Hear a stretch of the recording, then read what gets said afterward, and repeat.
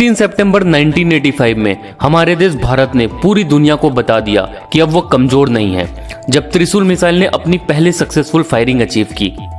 लेकिन दोस्तों, मिसाइल शक्ति का यह शुरुआत था और उसके 3 साल बाद भारत ने घोषणा कर दी कि अब उसकी तरफ कोई देखने की जरूरत भी ना करे, जब 11:23 पर ऑन 25 Feb 1988 पृथ्वी मिसाइल ने सक्सेसफुल फायरिंग अचीव की। पृथ्वी मिसाइल एक tactical surface to surface ballistic missile है, लेकिन हमारे देश की शक्ति यहीं तक सीमित नहीं रही और ऑन 22 मई 1989 को 7:10 पर अग्नि मिसाइल ने अपनी पहली उड़ान भरी। अग्नि मिसाइल एक इंटरकॉन्टिनेंटल रेंज बैलिस्टिक मिसाइल है और फिर भारत के 44वें स्वतंत्रता दिवस पर हमने अपने पड़ोसियों को बोल दिया कि अब हमारी तरफ देखने की जरूरत भी ना करे, जब आकाश मिसाइल ने उड़ान भरी ऑन 15 अगस्त 1990। दोस्तों, मिसाइल सिस्टम की इस नई दौर में भारत ने पूरी दुनिया को पीछे छोड़कर सबसे पहला देश बन गया to start an integrated guided missile development programme. लेकिन अगर इस पूरी सक्सेस के श्रेय के पीछे किसी एक आदमी का नाम है दोस्तों, तो वो है sir doctor APJ Abdul Kalam. दोस्तों, आज अगर हमारे देश पूरी दुनिया को टक्कर दे पा रहा है तो उसका कारण डॉक्टर APJ अब्दुल कलाम है। तो चलिए हम आज एक सच्चे हिंदुस्तानी के बारे में बात करते हैं, जिन्होंने भारत देश को मिसाइल सिस्टम की सबसे मजबूत सुरक्षा कवच पहना दी। तो आगे बढ़ने से पहले चलिए हम सर डॉक्टर APJ अब्दुल कलाम की एक छोटी सी स्पीच सुन लेते हैं। Succeeding life, I have already told you. Yes, sir. You have to do 4 things, okay? Number 1, repeat with me. Number 1, you repeat. Number 1, Great aim. great aim. I will have great aim. I will have great aim. I will I will continuously acquire knowledge. Continuously acquire knowledge. continuously acquire knowledge. Oh, I will do hard work.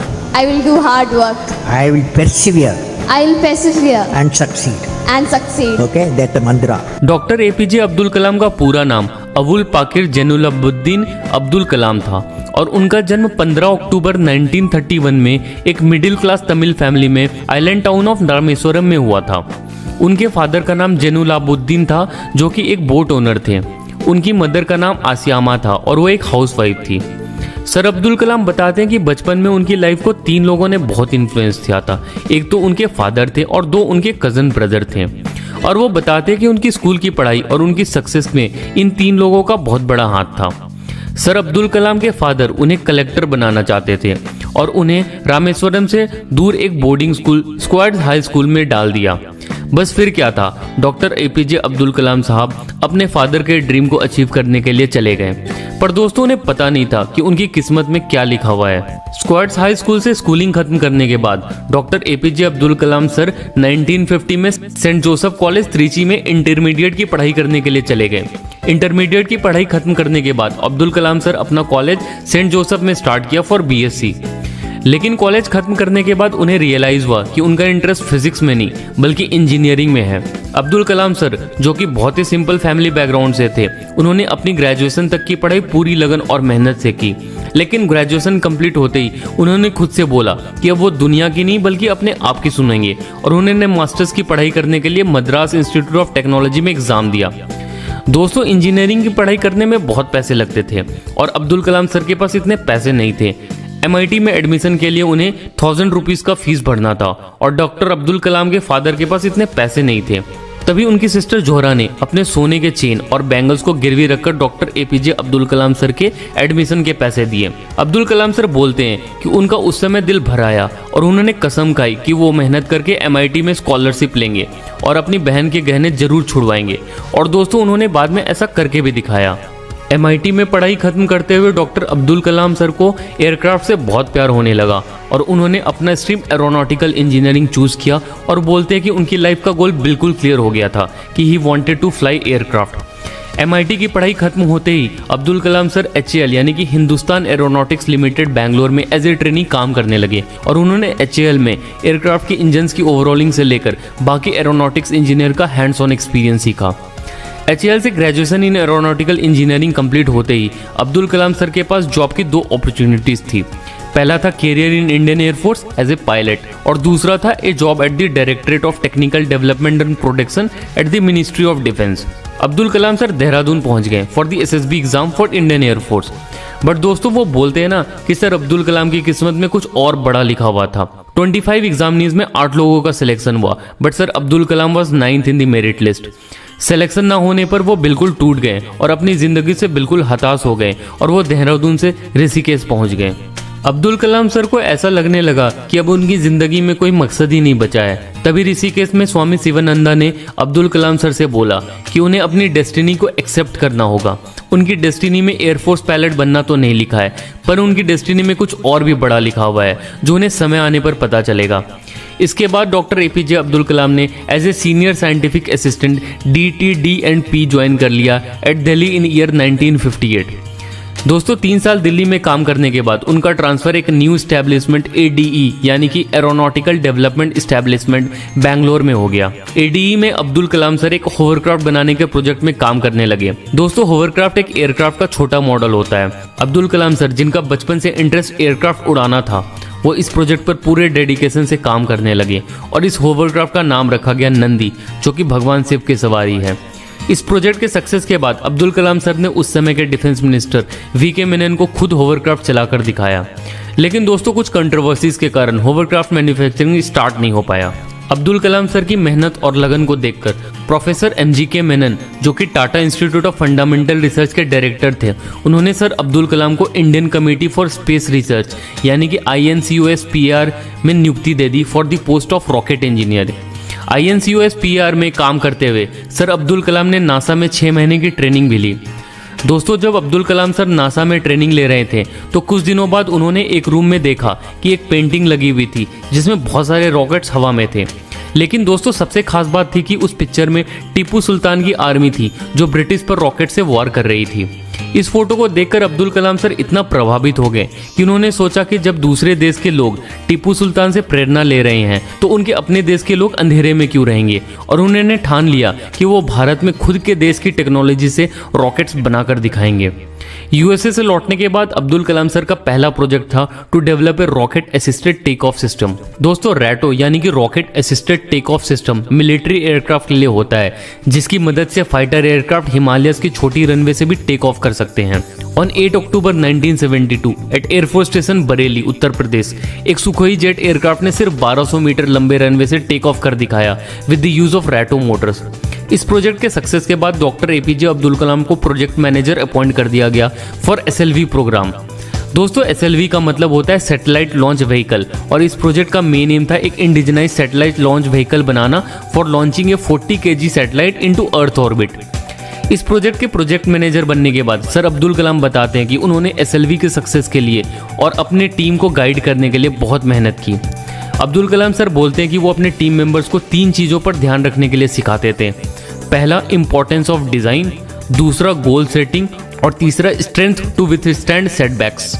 दोस्तों जब sir Abdul कलाम अपने SLV project पर काम कर रहे थे तो उनके ब्रदर इन लॉ जलालुद्दीन का डेथ हो जाता है और उसके 2 साल बाद उनके फादर भी इस दुनिया को छोड़कर चले जाते हैं। अब्दुल कलाम सर बताते हैं कि फैमिली में 2 डेथ्स होने के बाद वो अपने प्रोजेक्ट पर बिल्कुल कंसंट्रेट नहीं कर पा रहे थे। तभी उन्हें एक दिन अपना ड्रीम याद आता है और फिर वो बोलते हैं कि उसके बाद उन्होंने अपने प्रोजेक्ट पर टोटल कमिटमेंट कर दिया। वो अपना पूरा टाइम प्रोजेक्ट पर ही बिताने लगे और तो और उन्होंने प्रोजेक्ट के बाहर किसी से बात करना भी बंद कर डाला और वो दिन के 18 घंटे काम करने लगे। दोस्तों SLV-3 का फर्स्ट ट्रायल प्लान था on 10 August 1979 from Sriharikota launch complex, लेकिन लॉन्च के 317 सेकंड बाद ही SLV went out of control and it crashed in the sea. इस अनसक्सेस के बाद SLV के सारे टीम मेंबर्स डिस्करेज हो गए, लेकिन अब्दुल कलाम सर ने फेलियर की पूरी जिम्मेवारी ली और उन्होंने अपने टीम मेंबर्स को प्रोत्साहित किया। Next launch of the SLV was planned on 18 जुलाई 1980 और दोस्तों 8:03 पर on 18 July 1980 India's first satellite launch vehicle ने श्रीहरिकोटा से उड़ान भरी और एक हिस्ट्री क्रिएट हो गया। अब्दुल कलाम सर को सारी टीम मेंबर्स ने कंधे पर उठा लिया और फाइनली भारत एक ऐसा देश बन गया जिसके पास अपना सैटेलाइट लॉन्च कैपेबिलिटी आ गया। और दोस्तों इस अचीवमेंट का बहुत बड़ा श्रेय डॉक्टर एपीजे अब्दुल कलाम को ही जाता है। SLV-3 के सक्सेस के कारण श्री एपीजे अब्दुल कलाम को पद्म भूषण अवार्ड मिला ऑन 26 जनवरी 1981 और अन्ना यूनिवर्सिटी मद्रास ने श्री एपीजे अब्दुल कलाम को डॉक्टर ऑफ साइंस डिग्री से ऑनर किया। इसके बाद सर अब्दुल कलाम का ट्रांसफर DRDL यानी कि defence research and development laboratory में हो गया ऑन 1 जून 1982। DRDL ज्वाइन करने के बाद APJ Abdul Kalam sir indigenise guided missile development programme यानी कि IGMDP में काम करने लगे। दोस्तों, इस प्रोजेक्ट का मेन एम था इंडिया को मिसाइल टेक्नोलॉजी में एक अपर एज देना, और इस प्रोजेक्ट में भारत पहली बार surface to surface missile, long range missile, surface to air missile और एंटी टैंक मिसाइल अपने ही देश में बनाने वाला था। अब्दुल कलाम सर इस पूरे प्रोजेक्ट के डायरेक्टर थे और उन्होंने कमेटी बनानी स्टार्ट कर दी। दोस्तों, अब्दुल कलाम सर एक मीटिंग में अपने कलीग्स को बोलते हैं कि उनका काम एक बेहतरीन टेक्नोलॉजी को यूज करके मिसाइल बनाना है ताकि हमारा देश और भी पावरफुल हो जाए। इन year 1982 doctor APJ Abdul Kalam को DRDL का डायरेक्टर भी बना दिया गया। इस पूरे प्रोजेक्ट का टोटल फंड था ₹388 करोड़। और दोस्तों, इस तरह से इंडिया का पहला मिसाइल डेवलपमेंट प्रोग्राम जन्म हुआ, जिसका नाम हुआ integrated guided missile development programme यानी कि IGMDP। और इस प्रोग्राम से डेवलप होने वाले मिसाइल्स थे सरफेस टू सरफेस मिसाइल यानी कि पृथ्वी, टैक्टिकल कोर व्हीकल मिसाइल त्रिशूल, सरफेस टू एयर मिसाइल आकाश और एंटी टैंक मिसाइल नाग, और सबसे लंबे दूरी वाली re entry experiment launch vehicle यानी कि Agni. And finally the project was launched on 27 July 1983 under the leadership of doctor APJ Abdul Kalam. दोस्तों, इस प्रोग्राम के स्टार्ट होते ही DRDL की पूरी लेबोरेटरी का डायनेमिक से चेंज हो गया। डॉक्टर APJ अब्दुल कलाम 280 इंजीनियर्स के साथ मिलकर भारत के इस सपने को पूरा करने में लग गए। और ठीक 2 साल बाद ऑन 16 सितंबर 1985 त्रिशूल missile took off from Sriharikota, और इस पहली लॉन्च के होते ही भारत पहला देश बनने वाला था with the integrated guided missile technology. Sir Abdul Kalam ने इस प्रोजेक्ट को सक्सेस करने के लिए यंग कॉलेज इंजीनियरिंग स्टूडेंट्स को एज एन इंटर्न यूज करने लगे, और उनकी टीम में ज़्यादातर कम एज के ही मेंबर्स थे। दोस्तों, डॉक्टर APJ अब्दुल कलाम की मेहनत, लगन और एक अच्छे लीडरशिप के कारण on Republic day in year 1990 India ने इस मिसाइल प्रोग्राम की सक्सेस की घोषणा पूरी दुनिया में कर दी। इस सक्सेस के बाद डॉक्टर APJ अब्दुल कलाम को पद्म विभूषण अवार्ड से संवारा गया, और इन year 1997 doctor APJ Abdul Kalam को भारत के सबसे highest civilian award Bharat Ratna से सम्मानित किया गया। रिटायरमेंट के कुछ साल बाद doctor APJ Abdul Kalam became 11th president of India in year 2002। दोस्तों, सर APJ अब्दुल कलाम को यूथ जनरेशन से बात करना और उन्हें मोटिवेट करने में बहुत अच्छा लगता था। वो बोलते थे कि हमारे देश के यंग साइंटिस्ट और इंजीनियर्स ज़्यादा पैसे की लालच में देश को छोड़कर चले जाते हैं, लेकिन क्या इस पैसे से वो अपने देश के लिए लव और रेस्पेक्ट को कंपनसेट कर पाएंगे? वो बोलते हैं कि इंडियन यूथ का सबसे बड़ा प्रॉब्लम है lack of clarity of vision और लैक ऑफ डायरेक्शन। दोस्तों, हम डॉक्टर APJ अब्दुल कलाम के बारे में जितना भी बोले वो कम है। एक ऐसा इंसान जिसका ना तो कोई फैमिली था, ना वाइफ, ना बच्चे और ना कोई धन दौलत, लेकिन दोस्तों वो हम सबसे बहुत ज़्यादा अमीर थे। उनकी विज़न और सोच के कारण उन्हें मिसाइल मैन ऑफ इंडिया के नाम से भी जाना जाता है।